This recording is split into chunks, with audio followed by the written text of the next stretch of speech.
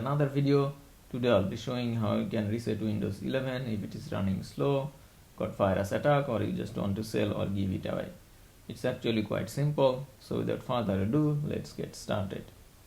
First we'll head over to settings menu and then select system, scroll down a little bit and we'll click on this recovery option.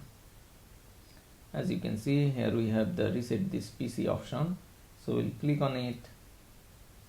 It gives us two options, so we can either keep our files or remove everything. Depending on what we want to do, you can select either of them. So I'll go ahead with remove everything. Again, it gives us two options. We can download Windows 11 from the cloud, which might take a while depending on the internet connection speed, or we can do a local reinstall. For now, we'll go ahead with local reinstall. It shows us an overview of the current settings. We can actually change these settings as well.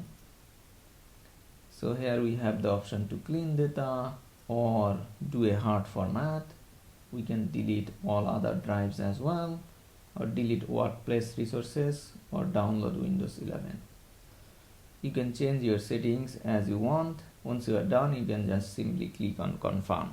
It might take a while and restart a couple of times, so be patient. That's it. This is how you can reset Windows 11 laptop or PC.